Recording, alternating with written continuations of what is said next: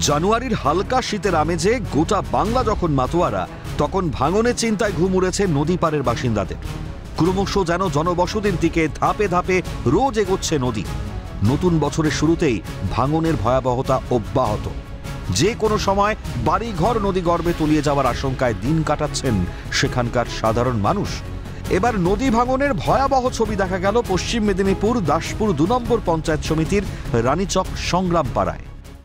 এটা শুক্রবার দিন হয়েছে, বিকেল থেকে বেশি ফাট ধরেছে, তো সন্ধ্যের মধ্যেই নেমে গেছে। এই বাড়িটা ওই বাড়িটা সন্ধ্যের মধ্যেই নেমে গেছে।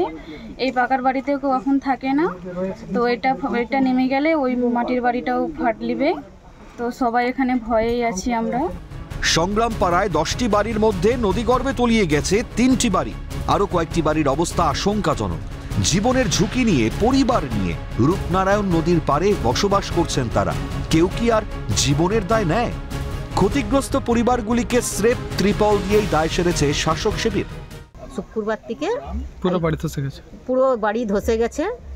রূপনারায়ণের গায়ে মানে পুরো নদী গর্ভে চলে গেছে। হ্যাঁ, পুরো নদী চলে গেছে। কি চাইছেন? প্রশাসনিক কোনো সাহায্য পেয়েছেন? না না, কিছু সাহায্য পাওয়া যায়নি।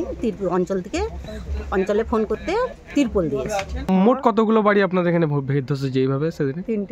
3টে বাড়ি ধসে গেছে। এখন খুব কষ্টের মধ্যে এখন পাশে যে হোক একটু তিরপলগুলো দিয়ে। প্রশাসনিকভাবে কোনো সাহায্য পেয়েছেন?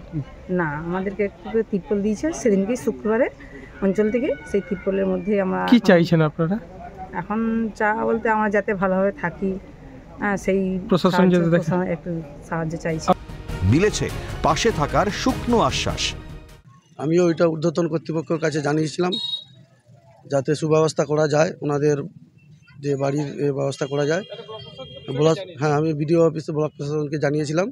আগামী দিনে ওনাদের পাশে থাকবো এরকম আশা রেখেছি। মুহূর্তের মধ্যে নদীগর্ভে তলিয়ে যাচ্ছে বিঘার পর বিঘা জমি। বসবাসের জন্য একটু জায়গা দিক সরকার। বাড়ি হারানোর আতঙ্কে দিন কাটাচ্ছেন নদী পাড়ের বাসিন্দারা। কবে এই পরিস্থিতি থেকে পরিত্রাণ মিলবে? দিন ফুরোয় দিন গুনতে গুনতে। পশ্চিম মেদিনীপুর থেকে অভিষেক চক্রবর্তীর রিপোর্ট, ক্যালকাটা নিউজ।